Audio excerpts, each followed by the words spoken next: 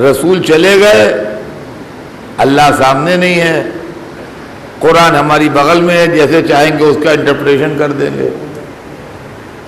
نتیجہ یہ ہوا کہ صحیح اسلام لوگوں کی نگاہوں کے سامنے آیا ہی نہیں، اور فلسفہ ولایت جو ہے اس کے اوپر پردہ ڈالا گیا، اس کو چھپایا گیا، وہ کسی کے سامنے آنے نہیں دیا گیا، اور خطابات بٹنے لگے، امیر المومنین، امیر المومنین، خلیفۃ المسلمین، نائب رسول، جانشین رسول۔ ہمیں جو شکایتیں ہیں دنیا سے وہ عجیب و غریب شکایتیں ہیں، لیکن ہماری شکایتوں کا کوئی کان دھرنے والا نہیں ہے اور کوئی سننے والا نہیں ہے کہ ہم کیا کہتے ہیں۔ دیکھیے، لوگ مذہبی ٹرم استعمال کرنا اگر چھوڑ دیں تو ہم کو شکایت نہیں ہے کوئی۔ اب رولر ہیں، ٹھیک ہے، دنیا میں بہت سے بادشاہ ہیں،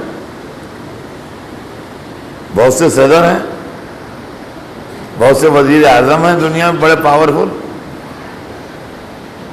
سیاست ہے، ہمیں کیا لینا دینا ہے بھائی؟ کہاں ہم شہر بھر سے جھگڑا کرتے ہوئے دنیا بھر سے چلے جائیں گے؟ لیکن آپ کا یہ مذہبی پیشوا بھی ہیں، یہ اس پر جھگڑا ہوتا ہے، جھگڑا اس پر ہے کہ مذہبی پیشوا بھی ہیں۔ ٹھیک ہے، ہمارے پرائم منسٹر ہیں منموہن سنگھ، ہیں پرائم منسٹر، کسی کو کیا اعتراض ہے؟ لیکن کہیے کہ نہیں، آپ نماز بھی ویسی پڑھیے جیسی وہ کہیں، یہ بات غلط ہے، یہ بات غلط ہے، یہ نہ ہوگا ہو پائے گا۔ ان کا خیال ہے کہ اس سال مسلمان ہندوستان کے حج کو نہ جائیں، لہذا نہ جائیے۔ اب یہ بات جو ہے، یہ مذہب کے اندر، دین میں، دھرم میں انٹرفیئرنس جو ہے، یہ گوارا نہیں ہے۔ ویسے آپ ٹھیک ہے، ہمارا دنیا سے کوئی جھگڑا نہ ہوتا اگر بات بادشاہت تک رہتی، پر حکومت آپ کر لیجئے، تخت و تاج آپ سنبھال لیجئے، مذہب یہ بتائیں گے، حرام حلال یہ بتائیں گے، جائز ناجائز یہ بتائیں گے، یقین مانیے دنیا میں جھگڑا نہ ہوتا۔ اس کی وجہ یہ ہے کہ سیاسی لوگ پوری دنیا میں راجا ہوتے ہیں، بادشاہ ہوتے ہیں، رولر ہوتے ہیں، کنگ ہوتے ہیں، مناک ہوتے ہیں، سب ہوتے ہیں، لیکن وہاں جو امیر المومنین جو خلیفۃ المسلمین کا ٹائٹل اختیار کیا، اس پر جھگڑا ہے۔ دیکھیے، جھگڑا اتنی سی بات پہ ہے اور کچھ نہیں ہے۔ آپ کہیے ہم کنگ ہیں، ہم مانیں گے، ہاں ہیں آپ کنگ، لیکن آپ کہیے ہم امیر المومنین ہیں، یہ ہم نہیں مانیں گے۔ دیکھیے، ایمان کفر کی بات نہ لائیے، کس کا مذہب کیا ہے، کس کا مذہب کیا ہے، کس کا دین کیا ہے، کس کا دھرم کیا ہے، وہ اس کو وہ چھوڑیے۔ ایڈمنسٹریشن کا معاملہ ہے، آپ دیکھیے، لیکن آپ کہیے نہیں، ہم خلیفۃ المسلمین بھی ہیں اور پیشوا بھی ہیں اور سکسیسر آف خلافت بھی ہیں، تو یہ بات بھیا ہمارے حلق سے نہیں اترتی۔ آپ بات کو سمجھ لیجیے جو میں کہنا چاہتا ہوں۔ آپ نے گھر بنوایا، بہت عالیشان محل بنوایا آپ نے، اور آپ نے کہا اطہر صاحب ہمارے گھر میں آئیے گا ذرا، ہمارا گھر بہت آپ کا دیکھ کے دل خوش ہوگا، ہم نے بہت عمدہ محل بنوایا ہے۔ خیر صاحب ہم چلے گئے آپ کا گھر دیکھنے کے لیے، اب وہاں باتیں کرتے کرتے 1 بج گیا، نماز کا وقت آ گیا، تو ہم نے کہا ارے بھائی نماز بھی ہم یہیں پڑھ رہے ہیں، بہت عمدہ گھر بنایا ہے، عالیشان محل ہے، اللہ رہنا نصیب کرے۔ تو ہم نے کہا نماز بھی پڑھنے کے لیے، ہاں آئیے آئیے، اس سے بڑھ کے اور کیا ہے۔ یہ ایک روم انہوں نے کھولا، کہا دیکھیے میں نے یہ نماز کے لیے روم الگ رکھا، بالکل ہر چیز بالکل پاک ہے یہاں، ادھر میں نے وضو کے لیے واش بیسن بھی لگوا دیا، یہ بالکل پاک ہے، اور یا یہ اس روم کے اندر سب بالکل پاک ہے، مصلی بھی رکھا ہے، سجدہ بھی رکھی ہے، تسبیح رکھی ہے، سب رکھی ہے، آپ مولانا یہاں اطمینان سے نماز پڑھیے، بالکل پاک و پاکیزہ ٹھکانہ ہے، یہ پاک ہے حصہ پورا، اس پر نماز پڑھیے۔ مجھے کوئی حق نہیں ہے یہ کہنے کا کہ آپ کا پورا گھر ایسا ہی پاک کیوں نہیں ہے جیسا یہ پاک ہے۔ آپ کے یہاں کون لوگ آتے ہیں، کون ملازمین ہیں آپ کے، کون آپ کے دوست احباب ہیں، کون کہاں آن کے بیٹھتا ہے، کون کہاں صفائی کرتا ہے، کون کیا کرتا ہے، میں زمانے بھر کا آپ کے ٹھیکیدار تھوڑی ہوں۔ نماز پڑھنے کے واسطے آپ نے ایک پاک ٹھکانہ بنا دیا ہے کہ یہاں جس کو نماز پڑھنا ہے یہاں ہے، یہ روم بالکل پاک و پاکیزہ ہے، ایک دم ہر چیز بالکل اطمینان سے طہارت کا، یہاں کوئی ڈاؤٹ نہیں ہے، ٹھیک ہے، ہمیں کوئی اعتراض نہیں، نہ ہمیں کوئی حق ہے کہ آپ کا پورا گھر ایسا ہی پاک کیوں نہیں ہے جیسا یہ روم پاک ہے۔ آپ نے اپنے لڑکے کی شادی کی، ولیمہ کیا، ہم کو بلایا، آپ کے سوشل تعلقات بہت تھے، ہر مذہب کے، ہر عقیدے کے، ہر فرقے کے لوگوں سے تعلقات تھے، سماجی تعلقات آپ کے بہت بڑے ہیں، زیادہ ہیں۔